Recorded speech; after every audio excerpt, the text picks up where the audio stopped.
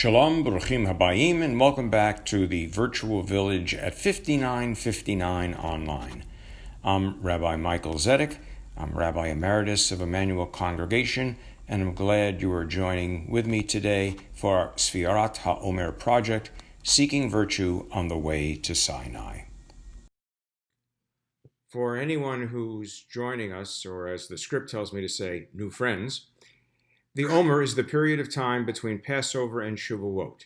Traditionally, we count each day of the Omer as a way to spiritually prepare to commemorate receiving the Ten Commandments at Mount Sinai, the historical connection to Shavuot. This year, we are also marking each day of the Omer by learning about a midah, or virtue, that we might incorporate into our virtual toolbox to use in the work of Tikkun Olam, healing the world. And the midah for our exploration today is Mechila, the Hebrew word for forgiveness. The reference in the Mishnah is to a person who says, I will sin and repent, I will sin and repent. Yom Kippur brings no atonement. For sins against God, Yom Kippur brings atonement. For sins against one's fellow man, Yom Kippur brings no atonement until the person has become reconciled with his or her fellow, the person who has been wronged. So today we're dealing with Mechila, forgiveness. And it brings to my mind a recollection of a person who came to see me on one occasion in my office to suggest that 18 years earlier he had offended me and it still troubled him.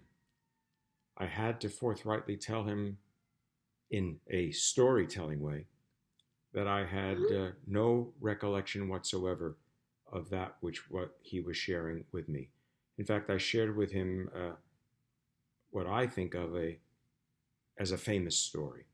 It comes from Zen tradition of two Zen masters, one a master and the other a student, who are out for a walk in the Japanese countryside after a very severe rain.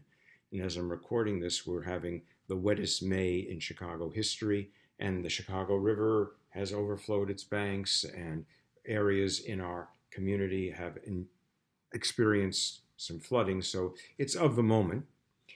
They come to a river which is flowing extraordinarily vigorously because of the rains, and there's a woman of slight stature standing by the riverside, at which would normally be a ford, which she could easily cross over, but the current was too strong.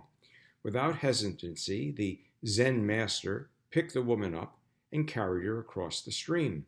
The student, nonplussed at this violation of the monastic tradition avoiding contact with the other sex, says nothing but is deeply troubled.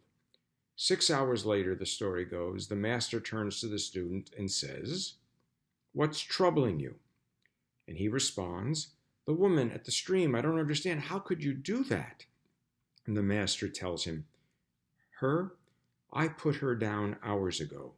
You should also."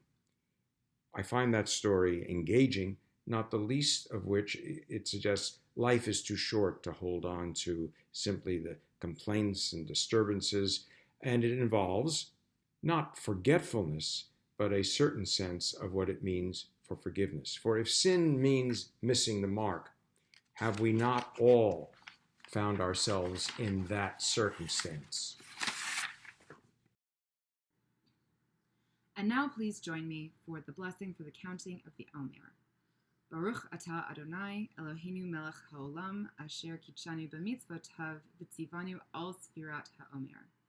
Blessed are you, Adonai, our God, sovereign of time and space, who makes us holy with your commandments and commands us to count the Omer. Hayom shiva v'esrim yom shehem shlosha shavuot v'shisha yamim la'omer. Today is 27 days, which is 3 weeks and 6 days of the Omer.